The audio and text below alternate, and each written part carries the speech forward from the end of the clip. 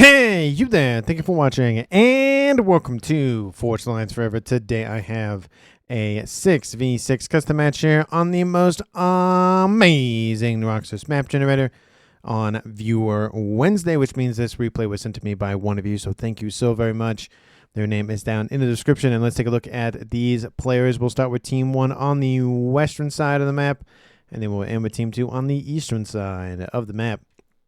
Taking a look at Team 1's on their, not necessarily on their own, but separated by that pond there. We have in Chevy Crimson, it is TeslaMax. He's playing as a Seraphim for this match. He is a 1700. He's tied with two other players on Team 1 for the highest rated player on their team. And one of those players with which he is tied with is Master of Seasons. He's playing as a Cybran in Royal Blue. He is a, again, 1700 tied with Tesla and one other player for highest rated on their team. To his southwest, we have the best color, of course, of forest green. It is Chipichipichapa. I think it's how you say that name. Try saying that name 10 times fast. He is a Cybran. He is a 1500. Moving on to the western edge of the map now, we have in Stitch Blue, it is Caliber. He's playing as a UEF for this match as a 1700 tied with Master of Seasons and TeslaMax, the highest rated players on their team. In Batman Gray to his north, it is Hotcheese playing as a UEF. He is an 1100. And then the regular slot here for Team 1, at least one, I'd imagine, on Team 1. It is Sandman 27 playing as a Seraphim in Imperial Gray. He is a 1200. So for Team 1 side of the map, for faction makeup, they have 2 UEF, 2 Cybrans, 0 Aeon, and then 2 Seraphim. Moving on to Team 2's, not necessarily isolated, just on the other side of the pond, we have, starting off in the north, it is TwitchyMofo. He's playing as UEF in Pac-Man Yellow. He is a 1500. In Emerald Green to his southeast, we have Colonel Kennedy playing as the one and only Aeon of the match as an 1800. He's also the highest rated player on Team 2, and he's also the highest rated player overall. Again, the one and only Aeon in this game and on Team 2. Jumping to the other side of that pond now, we have in Glow in the Dark Green is Sonofibis. He's playing as a UEF for this match. He is a 1400. And then starting off on the southern edge of the map, we have in lightish red pink, it is Weckethr. He's playing as a Seraphim. He is a 1600. In regal purple, east of that position, we have Giant Spartan 006. He's playing as a Cybran. He is an 1100. And then rounding off at least one of the regular players here for Team 2, it is Blarg 6516 playing in Snow White as a Cybran as well. He is a 1300. So the only difference between Team 1 and Team 2, again, as a reminder, Team 1 has 2 UEF, 2 Cybran, 0 Aeon, and 2 Seraphim. Team 2 has 2 UEF, 2 Cybran, 1 Aeon, and 1 Seraphim. So all the factions are represented not only on Team 2, but in the game overall, so nobody's missing out on all the fun. And it's just one player difference in terms of faction distributions. Looks like maybe Colonel Kennedy didn't want to play as a Seraphim and decided to play an Aeon, but that is good news for the Aeon because they're all represented in this game, talking about the factions. And for these 12 players on the map, let's take a look at their reclaim situation before they scoop it all up. Currently sitting at 77,000 mass in reclaim. Trying to do math in my head. Was that 6,000 mass per player? At least. That is a lot of mass on the map. And as you can see, the mass totals in terms of clumpages actually gets bigger and bigger as we approach the middle of the map, the nice little line of scrimmage. So lots and lots of reclaim to be had, which means that mass number, that green number on that right side there, is going to go up real quick, which we'd love to see. And getting into all of the T4 action on this game. And we do see, of course, a lot more mexes as well on the map. There is a huge pile of them here in the middle here. Was that 5 on either side? So that's 10 mexes just in that circle. There's also 2 twin mex positions here that will definitely be fought over. A little bit more sparse here to the northeast. Again, as a reminder, there is some chunky reclaim here, so there is a purpose to go out there. And in terms of the southwest, we do see a little bit more mexes here than the northeast corner. And there are a couple of mexes here and here. There's a quad mix position there. There's a twin mix position there. Kind of a one-off in the middle of 2 twin mixes, essentially. There's also the customary one-offs dotted in between players' starting locations. And, of course, there's actually a trimix position, a twin mix, and lots and lots of mexes. There's another one. Nice little trimix position there. So, again, like I said, there are mexes for everybody to go after in terms of additional. And there's lots of reclaim to be had on the map. So lots and lots of fighting over that. And in terms of where the players themselves are headed off to with their commanders, it looks like it's kind of shaping up to be a 3v2 in favor of Team 2 on this eastern front, with Sonofibis heading more... he's sitting in that little isthmus, the little narrow neck of land.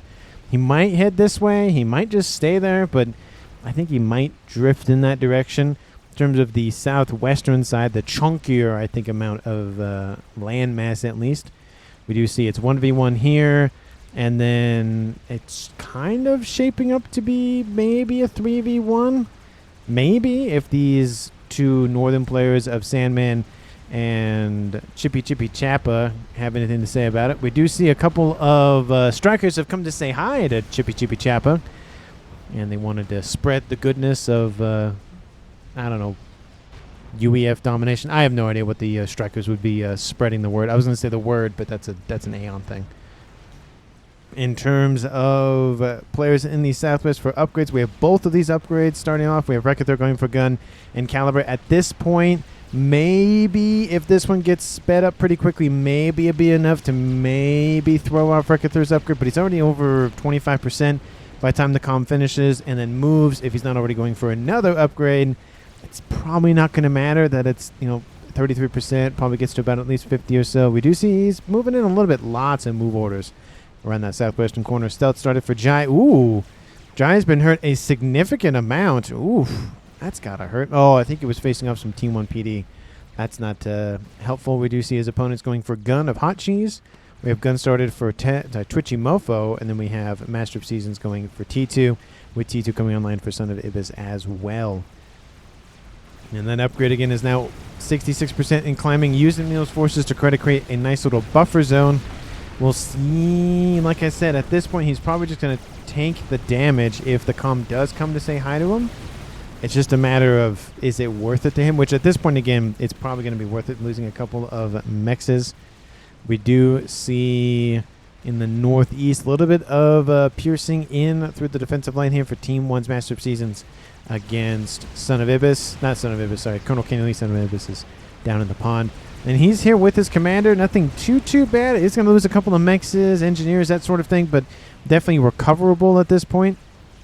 And we do see combi actions between Weckethr and Caliber for the first time in this game. It kind of was shaping up to be that. It was maybe a possibility in the northeast, but I mean, given the fact that one player had gun upgrade and the other one was kind of rooted to the spot for the majority of his walkover, it made sense.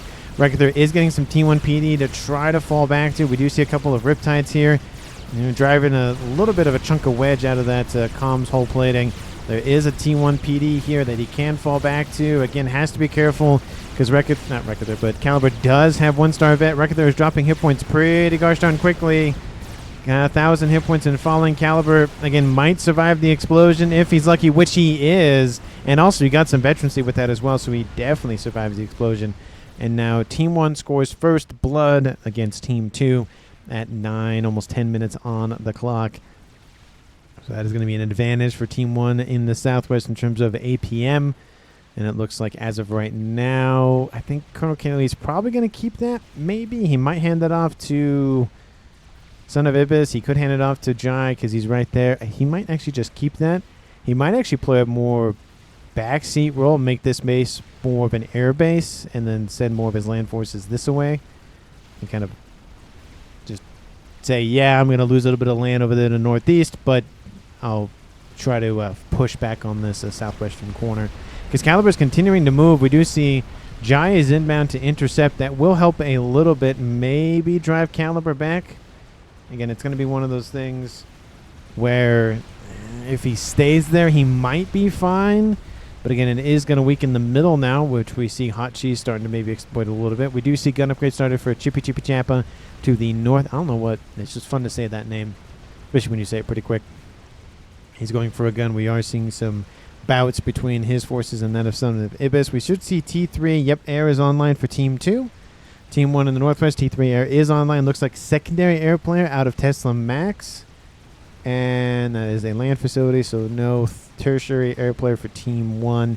Only one air player for Team 2. Again, like I said, maybe we'll see Colonel Kenny Lee go for air, maybe not. It just depends on how much of this he wants to try to keep. Again, there are a couple of mexes to go after. There's not as much here as there is in the southwest. So if he can maybe lock down with TwitchyMofo some sort of line of temporary scrimmage here, maybe it'll be enough, but we will see. It says, oh crap, he is land, says TeslaMax, talking about I would assume he's talking about Colonel Kenny Lee there. Boom, Twitchy in a second. Oh, so it looks like TeslaMax going to blow him up somehow. We do see a couple of Nathas starting to stack up for TeslaMax. Looks like that target is after the comm. Where is the comm? I don't see him. That's a little odd. Is he in this base? No, he's not in the base. Oh, there he is over here. He's blending in with all the yellow. Again, the highlight mod is yellow in terms of the ring around the commander, so it's hard to see the yellow ones sometimes. But Caliber does end up trying to stay there, and Spartan does come to say hi, and Spartan will get some revenge for his fallen comrade of Weckethr, and now it is a 5v5 even game once again. At least a tied game at a bare minimum at 12 minutes. We do see Riptides right outside of range of the comm. Again, the comm has gun and stealth online. He's going to get a little bit of veterancy from these forces, and maybe he'll get up to 3 stars if he's lucky. We do see the forces and units transferred over from Caliber are now under the control of Chipichipichapa. See, I keep messing his name up, even if I can say it right more than half the time. We do see in the northeast, again, a little bit more pushing back of the T1 spam from Master of Seasons. We do see a couple more T2 units starting to perforate the army for him, but it's mainly T1. This is mainly T2, so honestly, it's just going to be about a numbers game. If Team 1 can get enough PD online, maybe it'll be enough. It will encourage Team 2 to maybe hold back a little bit, but again, it might not. In the middle of the map, we are seeing Chipichipichapa push in. Again, he could kind of get ambushed by Sonofibis' comm. It's T2 versus gun and stealth, so in terms of a head-on-head collision, probably not the best idea for the Sonofibis' commander. He could try to do it. Don't know if it would be recommended, but he could try. Units have been dropped off, getting some bit of reclaim here from Team 1's... Is that Hotcheese? That is Hotcheese. Overcharge goes up that nice little pillar there, and he is getting up to 3-star vet, closing in on 4 for Spartan. Trying to get those hit points back into the green. He could go for nano, but he might want to fall back a little bit more. And again, that western front, or actually more the middle-ish western front, not looking great in terms of defensive lines, because we have 2 commanders pushing in with Jai pushing back. So it's a 2v1. Do you see a gun starting to hit for Sonofibis? He might try to cut that off right about there and maybe try to ambush Team 1's commander again. There are some loyalists now on the field, so definitely has to watch out for those T3 units. Because, again, they're not Percys. They're not, big, hulking, slow bricks, but they still pack a punch nonetheless. We do see gun started for TeslaMax. He is starting to get his Nathas nice and counted up to about a squadron or so. I was going to say, I'm kind of surprised we don't see ASFs, but we do see some from Team 2 and Team 1 that come in to say hi. And there are some ASFs from Team 1 to respond. He's going to kill off all of those ASFs from Team 2. Looks like he gets maybe a couple of the Nathas. Not a lot of them, but, I mean, hey, that's... You cut down the firepower at maybe even half. It's better than nothing. Transport does get shot down eventually. Kills off another of those Nathas. Looks like there's 2 remaining. Was it 4 or 5 ASFs for 8 Nathas? Not terrible trade. It's not the best trade, but it's better than only killing off 1 or 2 of them. Is T3 air online here for Tesla? No, he is going for it. It's not online yet, but he is going for it. We have, nope, T3 land. He isn't going for air. He does have 1 facility, but it looks like it's just for some T1 transports, which are a pretty nice unit to have to just get those small units around the map. We do see Hotcheese getting shot at by some of those hoplites, but we do see the comm of Jai's inbound. It's gun stealth versus only gun And is anybody aware of that commander? Nope. They do see the radar signature. They have no idea what it is. Maybe he'll recognize the blast being shot into that commander. We do see Sonofibis does have gun online. It's gun stealth versus gun T2, so hit points will still favor Team 2 just barely because of that veterancy. But we do see that shield trying to help protect the comm of Hotcheese, and Jai might just get another kill here.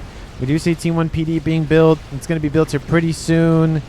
It might encourage Jai to fall back. It would give Team 2 the APM advantage at a bare minimum, giving them a 5v4 lead for comms left alive. And it looks like he's going to just hold back a little bit. The comm will get out of danger for now.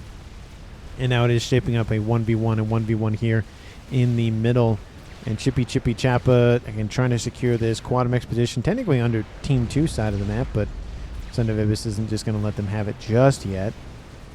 And Spartan still not looking terrible. Again, probably should go for Nano at this point. He has some engineers nearby, some facilities to spam up, some protection as well as assist him with the upgrade, at least, to, again, at a bare minimum Nano, because it is approaching that 20-minute mark, so players are starting to be worried about being sniped by Nathas, as an example, or just strats. That's an entire possibility. We do see, speaking of Nathas, some online for Sandman as well.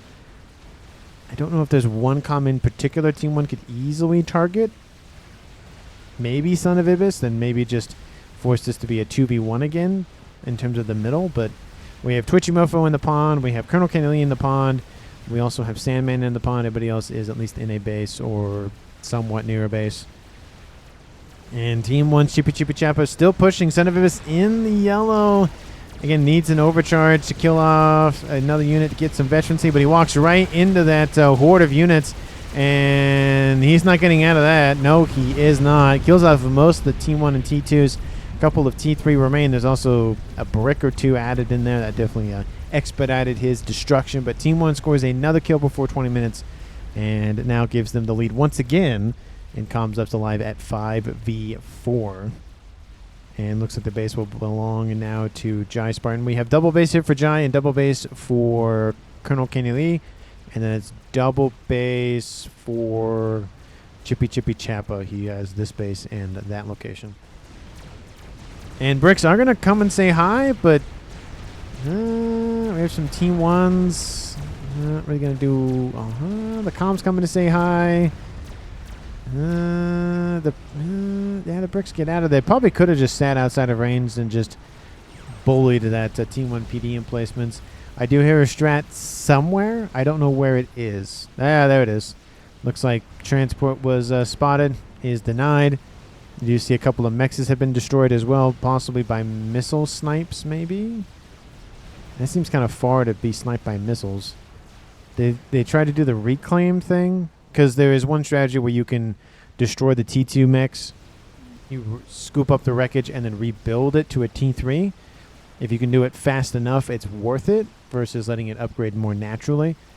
It's kind of a dual gap thing. I mean, it happens in Setons as well, but I think it's more of a dual gap thing, but maybe I could be wrong. We do see a couple of Ilshis online here for Colonel Kenny Lee. Again, I'm still surprised he hasn't gone for air. It strikes me as a little odd he hasn't done that yet. He is going for GC soon, getting up some more engineers to probably expedite the construction of that experimental.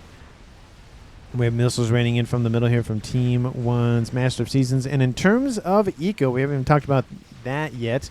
At almost 19 minutes on the clock, it's about a dead even game. Total Master Crew slightly in Team 1's favor, but again, not by a long shot. We do see Twitchy is now being shot at by some torpedoes based on those bricks.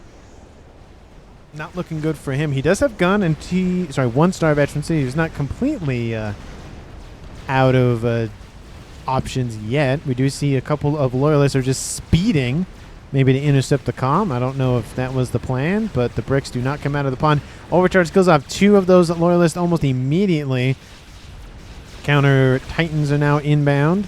We have more Titans moving in to intercept. We have bricks now invading from the pond, again crossing that nice little bay area to go after more vulnerable targets for Team 2. We do see Titans are inbound to intercept, and I wouldn't be surprised. Yep, there is a Percy here. Bombers over the top. Just any and all damage to deal with this incursion. And it's going to play out, I think, decently well for both teams. Team 1 killing off a couple of mexes. And then Team 2 dealing with the threat here soon-ish. Looks like maybe 1 or 2 bricks will get out of danger in the pond. Looks like, nope, not that one. So yeah, just those 2. There are a couple of other units in the pond nonetheless. We have the Ilshis running around for Team 2's Colonel Kennedy. It looks like they went all the way around. Yeah, they got that transported over, or they literally walked all the way around, kill off another mechs, and they're going to kill off another mechs. This is a 5-star mech position because this is... I was going to say it's the starting location, but it's not. It's just a 5-star mech. Is it a 5?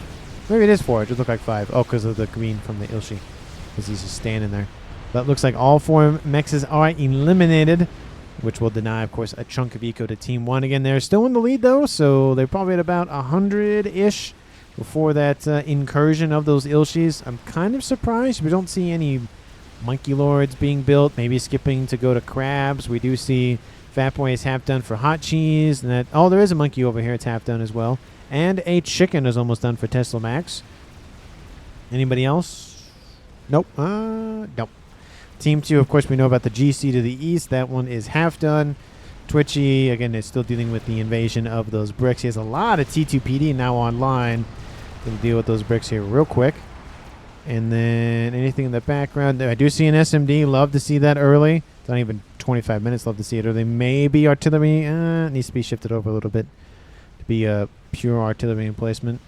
Possibility, at least. And looks like nothing else. An experimental tech here for Team 2. So Team 1 has a chicken, a monkey, and a fat boy versus a 1 GC. So not really good on the hit point count, but not only good on the experimental count, but Team 2 isn't prepping a lot of T3 land forces to deal with that incursion. That GC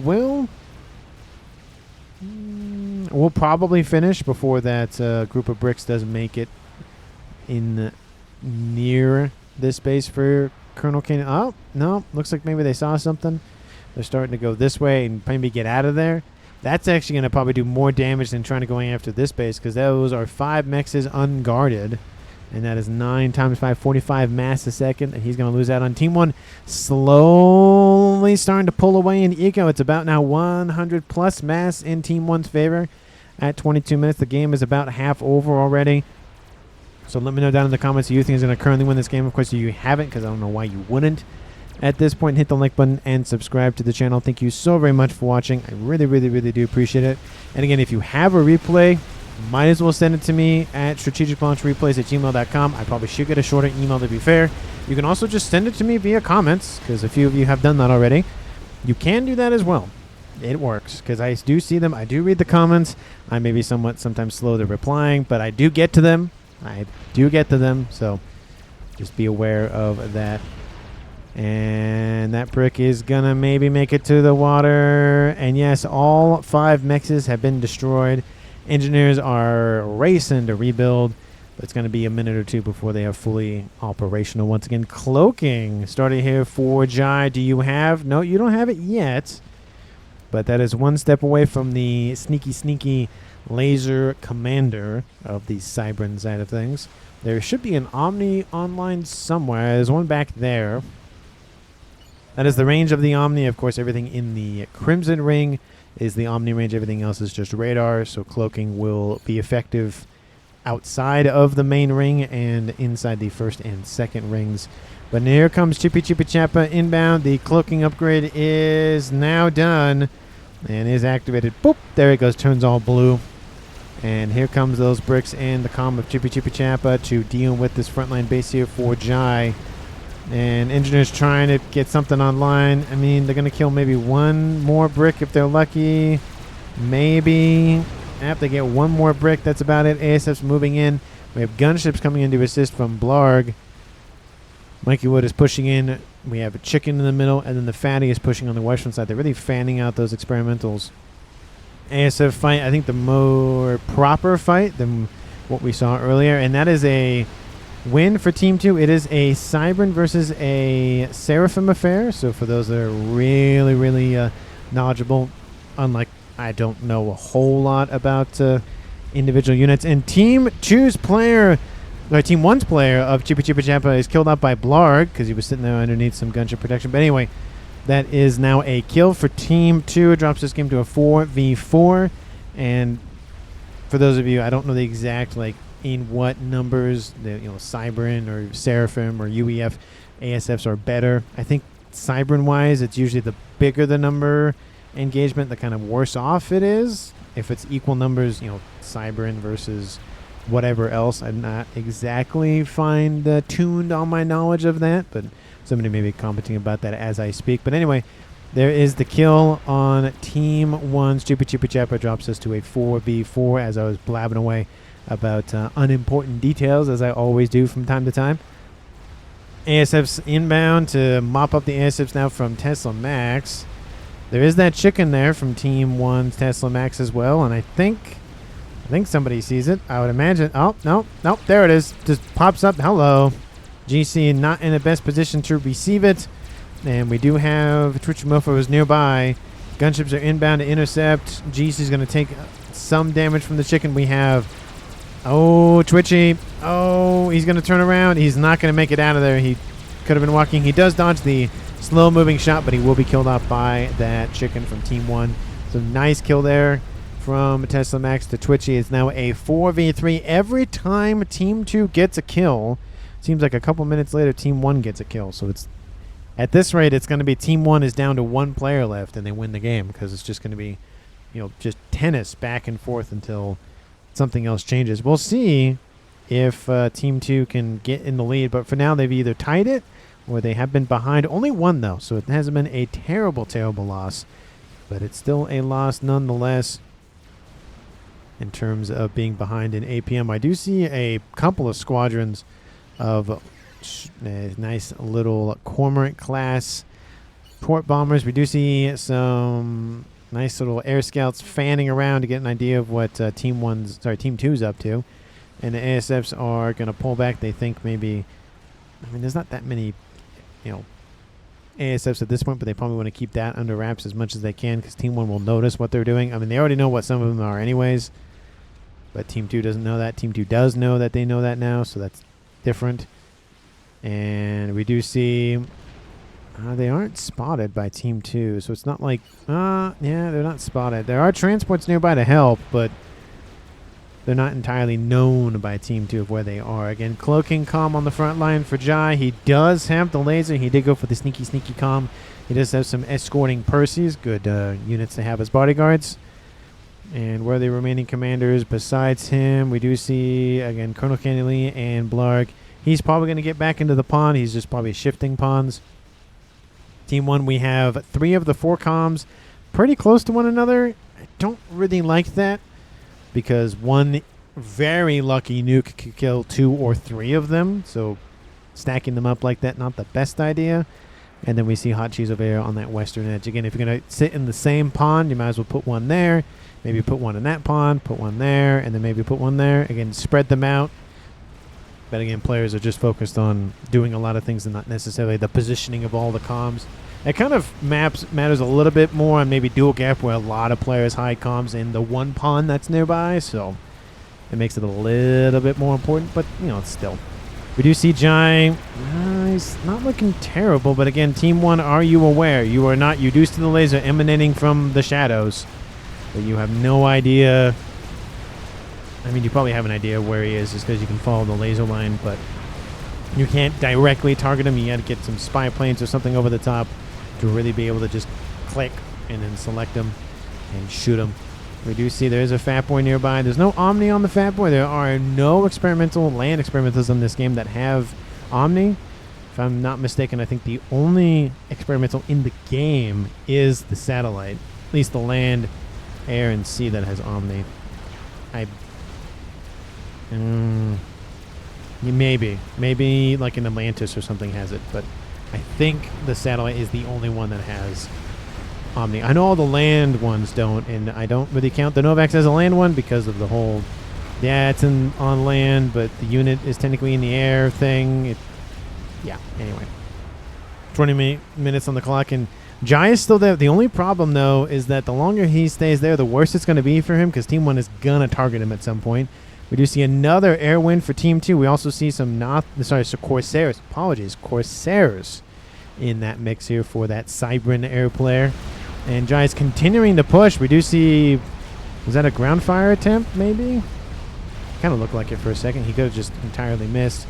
And it looks like ground firing maybe from the Fat Boys. Again, he has to be careful not to stay there too long because he will eventually just be shot at by Team 1 by the everything. There is a possible Omni that could be built there on that T2 radar. We do see now Harmages on the western edge for Colonel Kenny Lee getting on the action, taking advantage of the chaos. Team 1, are you aware of the comm? You are aware of the comm's location. He has suffered a chunky hit point loss, though. It's about almost 40,000 hit points. About 25% is gone. He's regenerating 98, so he's back up into the green real quick. And that Omni should now be well within range, unless Team 1 sent some spy planes in, which they did. You can see the spy planes again. They have Omni online as well. They have nice little... I don't think they're super big, but, you know, it's something that every Crimson Ring is that Omni range, and they're just circling that comm.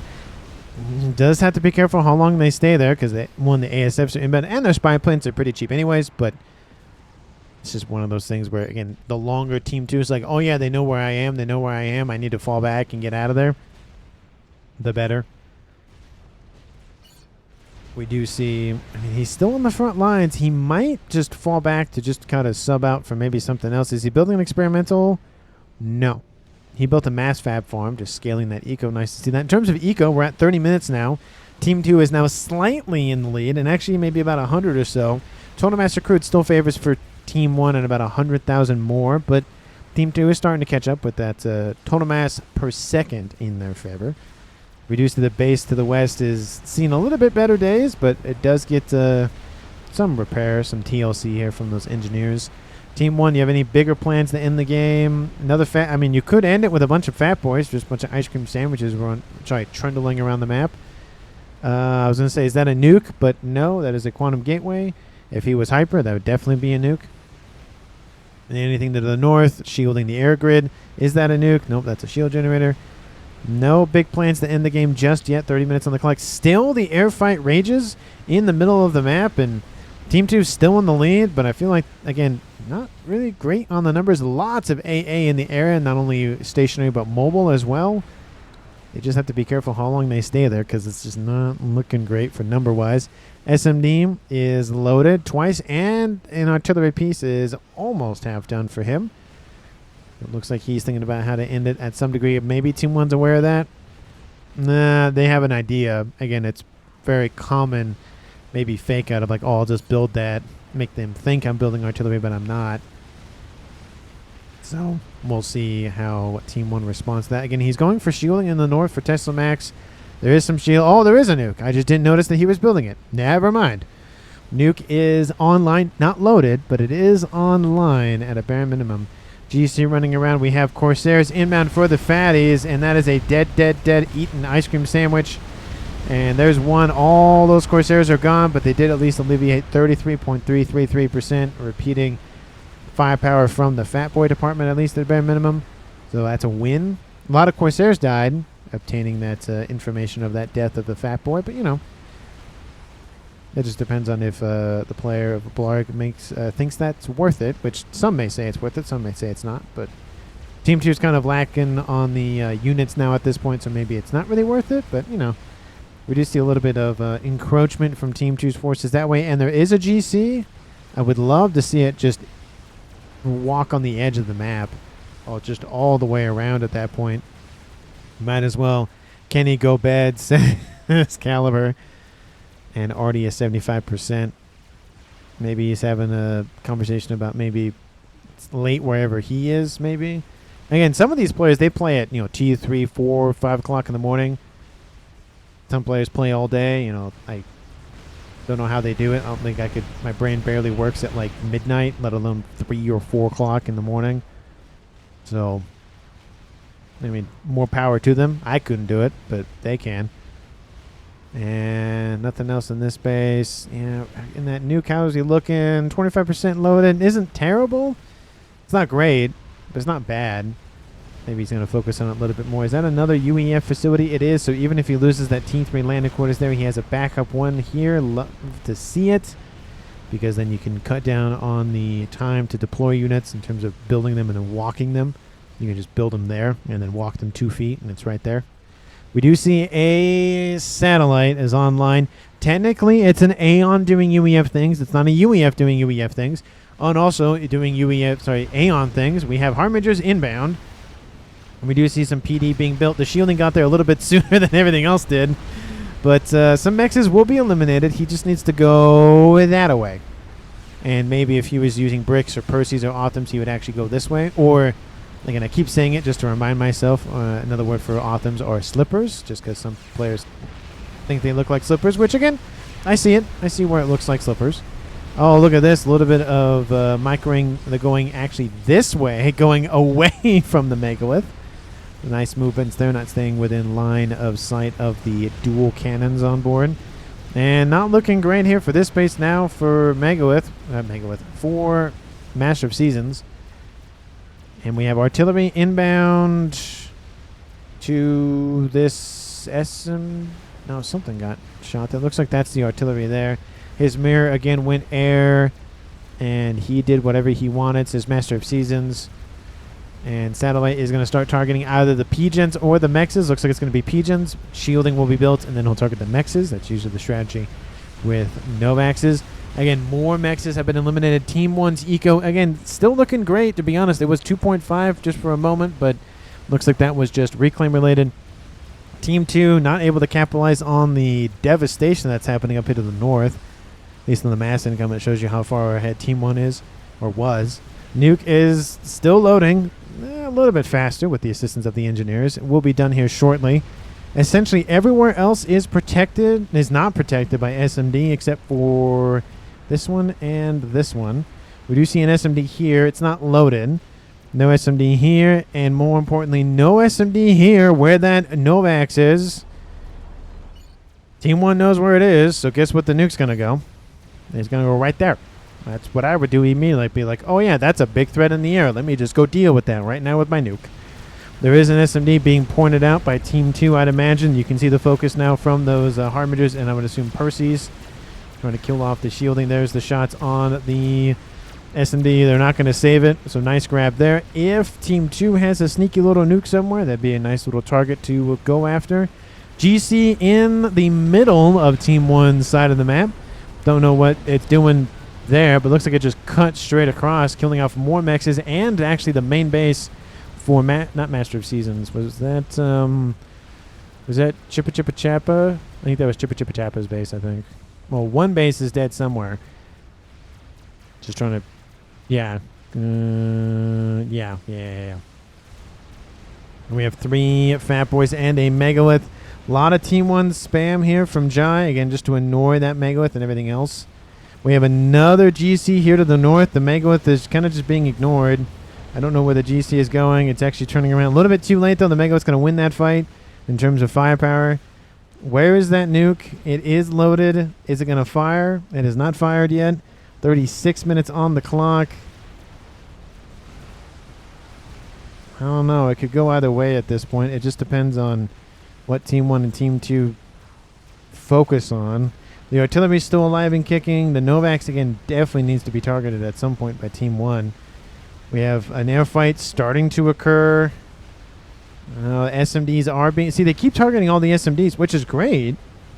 But is there any point? And Team 1 actually just recalls with the nuke being launched. See, I don't know about that. I don't know about launching the nuke and then essentially leaving at the same time. It looks like it was headed for this base, which is honestly unfortunate, but there is for Team. I mean, they could have targeted. I don't know why did they target this. I mean, they knew that was there. Yeah, maybe it's not a big threat. I will note that, again, Team 2 has an artillery piece they're not known about. They're building a second one there as well. So there's soon to be a third one, plus a second Novax. So, honestly, it wasn't trending very well for Team 1, because Team 2 went for the longer range game a little bit sooner. Again, I do think the nuke could have been better placed, and that may have helped, but we do see artillery targeting all of the SMDs. Still don't know why they're targeting all the SMDs if you don't have a nuke. Again, it's nice to just eliminate that, and make your opponent think that you're building a nuke and you're actually not. But then why not take advantage of the easy kills on bases by killing off the SMD? Just kind of like a reverse psychology situation going on. But I mean, Team 1 probably could have lasted maybe a little while longer. I'd say maybe 45 minutes maybe. Because again, third artillery, second, third, satellites, that sort of thing. I don't know. Maybe they saw the writing on the wall and just decided to just leave. I get it. I do get it. But sometimes it's just nice to stick it out to the end. But anyway, let me know down in the comments who you think deserves MVP. Again, shout out to the remaining players for Team 2. Jai did a pretty good job. And Colonel Kenley did a pretty good job. I mean, Blarg did a pretty good job with air as well. So I don't know if one player of those three deserves the MVP award, but I'd say again, they won, so they collectively did something well. And the remaining players, of course, that died before for Team 2. But again, I just don't know if I have one particular pick. So let me know down in the comments who you think deserves it. Let me know down in the comments again how you feel about my casting style, all that sorts of things. I really do appreciate all and every little bit of feedback. It helps me just get even more fine-tuned. So thank you so much. I really, really, really do appreciate it. And as always, I will see all of you in the next one.